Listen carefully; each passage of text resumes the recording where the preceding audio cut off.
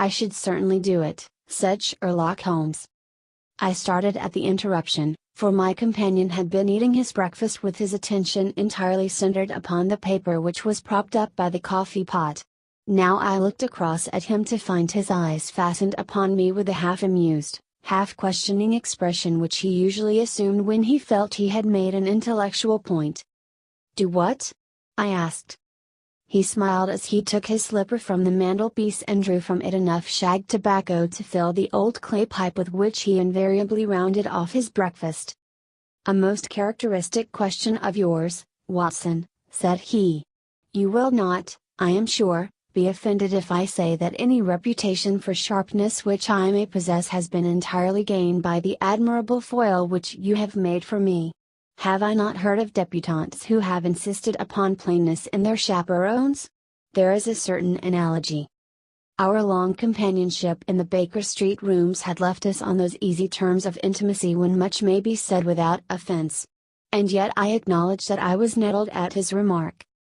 "I may be very obtuse," said I, "but I confess that I am unable to see how you have managed to know that I was asked to help in the Edinburgh University Bazaar." "Precisely. The letter has only just come to hand, and I have not spoken to you since."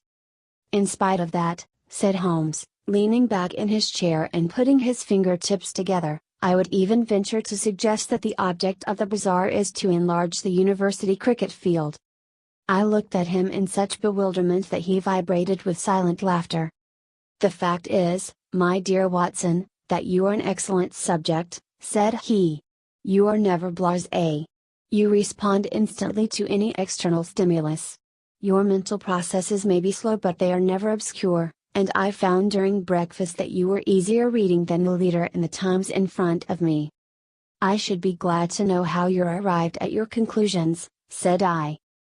"I fear that my good nature in giving explanations has seriously compromised my reputation," said Holmes.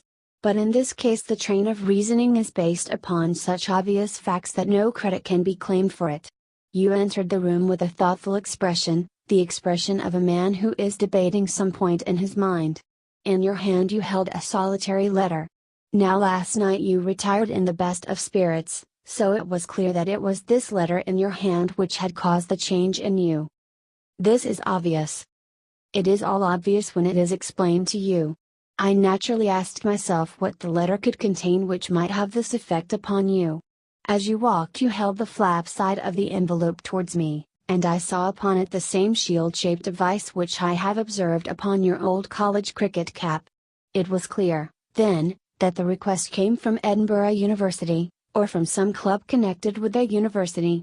When you reached the table you laid down the letter beside your plate with the address uppermost, and you walked over to look at the framed photograph upon the left of the mantelpiece.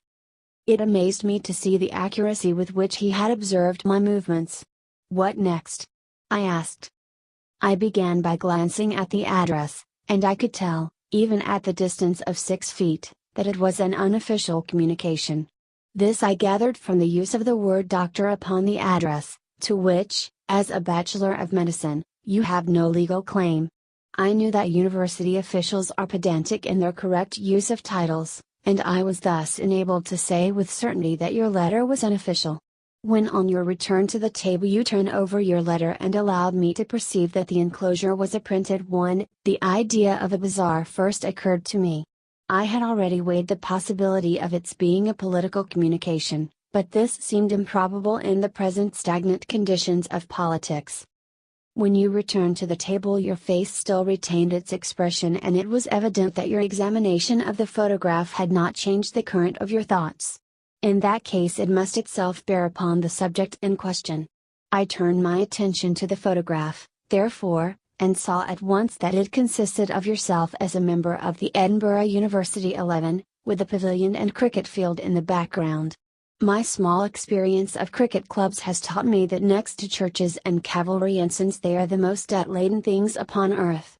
When upon your return to the table I saw you take out your pencil and draw lines upon the envelope, I was convinced that you were endeavoring to realize some projected improvement which was to be brought about by a bazaar. Your face still showed some indecision, so that I was able to break in upon you with my advice that you should assist in so good an object. I could not help smiling at the extreme simplicity of his explanation. Of course, it was as easy as possible, said I. My remark appeared to nettle him.